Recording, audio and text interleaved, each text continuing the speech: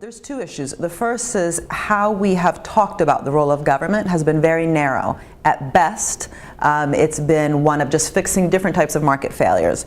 If instead we look at those countries around the world that have in fact grown through innovation-led growth, through these kind of investments that I talk about, research and development, human capital formation, these are countries where what the government actually did was much more than just put some bandages here and there. They were really driven by big missions, whether it was, putting a man on the moon in the past or tackling climate change in the future.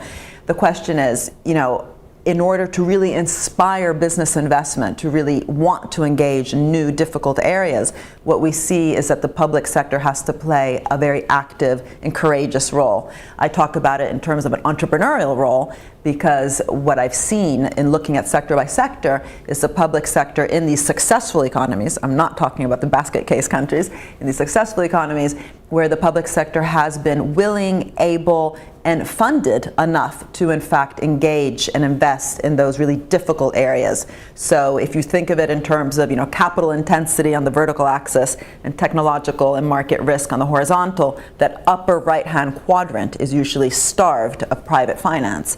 And it's in those countries where the public sector has been willing to directly finance that kind of crazy stuff, which looks crazy today, but in the future it generates massive profits, like the internet, which at the beginning there was no private investment. It was in fact publicly funded through a diverse group of public agencies, but it was definitely public sector funded.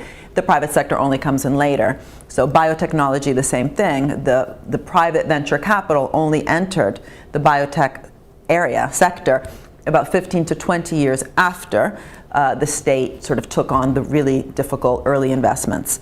And we see this today with clean technology.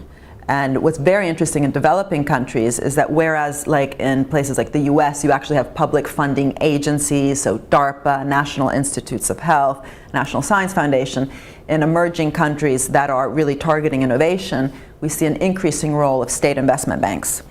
Now, state investment banks do exist all over the world, and in some parts of the world, we're seeing them as really taking on this kind of innovation, entrepreneurial role. I would sort of single out China and Brazil as having two very dynamic state investment banks.